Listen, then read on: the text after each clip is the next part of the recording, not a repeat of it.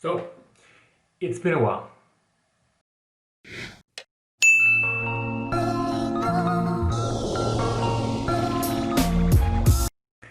I was looking back on dates on my last upload, and it's been probably about a year. I think a little bit before 2020. Long story short, I just want to give you guys a little something, maybe something thought-provoking, maybe something that gets your mind kind of moving and going and gives you something to think about. Maybe distracts you for a little bit. If you guys enjoy this type of stuff, I think I have quite a few of them that I've kind of batched, or I have in storage somewhere that I recently came across. Let me know, and I can put on more of them. Until I think all this COVID stuff comes up and I can line up some more interviews, I think this podcast will kind of be sporadic, but it's kind of the nature of things right now with COVID, right?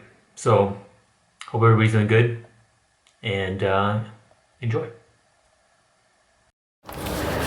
What's going on, ladies and gentlemen? So it's time for another one of these real talk segments, and this is going to be a little rantier than normal. So let me start with the primer a bit. Let me set down a situation and then kind of explain my thoughts on it.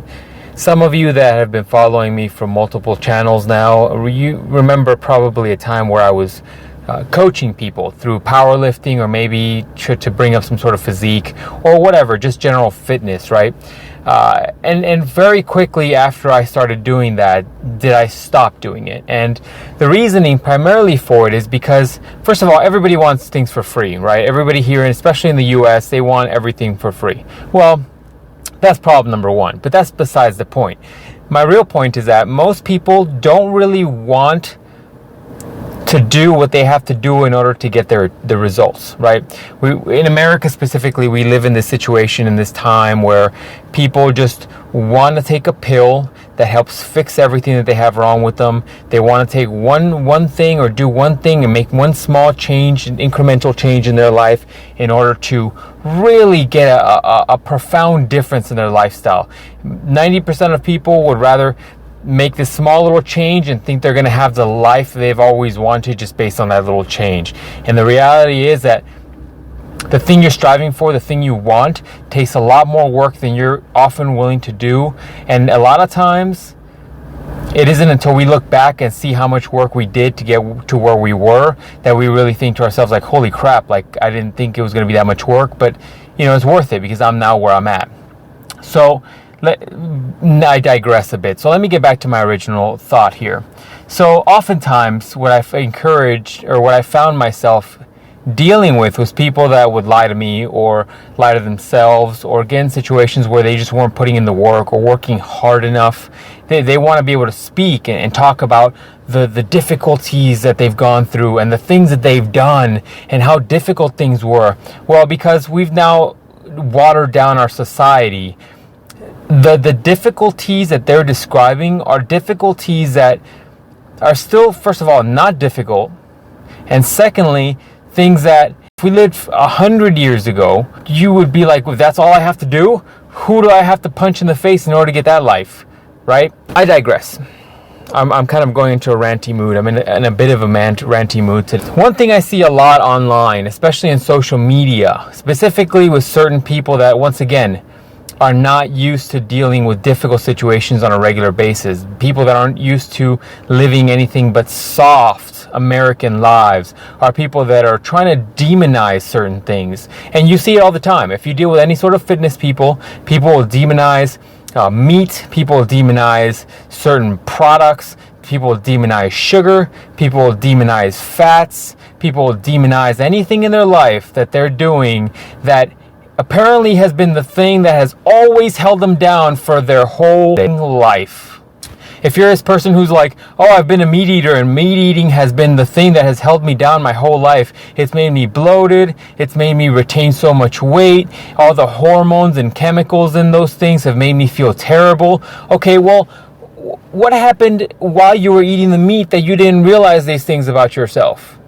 right? Same thing can be said about people that demonize sugar after a while. Oh, sugar has been the thing that's made me crash my energy levels all this time, made me eat more sugar, has made me want to eat more sugar because it makes me feel better. It's given me diabetes. Well, where were you at in your adult life when you decided to not look at your perspectives and see that you were doing these things? The reality is, like, you are in control of your own food. Sugar didn't sprout up from the ground and have some sort of fairy-like consistency that it flew over to you and just forced itself down your throat.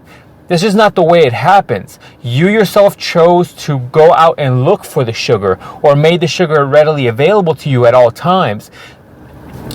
Ultimately, in America, I feel like now more than ever we have social media, and so therefore everybody has their opinion on things. And the reality is that all of you social justice people, or all you what I'm going to call butthurt ass Americans, need to take the reality of life in your freaking hands and realize that the decisions that you made were of your own volition. That you made these decisions based on what you wanted and not what you should have done, and take some goddamn responsibility for your actions.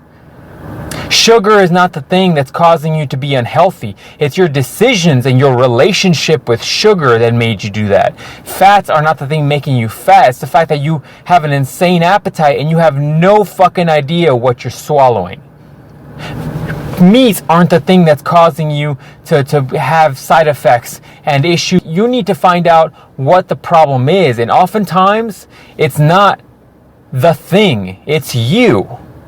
We say this all the time in relationships. When you have a friend that makes shitty decisions, finds shitty people, or continues to date the same type of person, or continues to make the same mistakes in those relationships, you often, if you're a good friend, by the way, you'll often have to talk to your friends, sit them down and say, look, there's a pattern here, and it's not these men that just that God magically brings into your life. The pattern is you, and you're refusing to admit the fact that you have issues, and you need to work on those issues. And the same situation applies to food and your relationship with food and your relationship with the decisions that you make. You need to reassess the things that you have going on in your life and reassess your decisions and ask yourself why you're making those decisions. And after you've done that, you can finally be an adult and realize that those are the things causing you problems, not the thing you're eating, or the certain thing that you've been tricked into eating, or the certain type of men men or women that you've been dating or attracted to you. That's not the situation. It's you, and you need to really dig down and dig deep and do some real honest questioning of yourself and your decisions. Alright, ladies and gentlemen, you know the procedure. If you guys like these type of videos, if you like this type of content, or if you find this if you find this helpful and you think it would help somebody else, share the video. See you guys next time.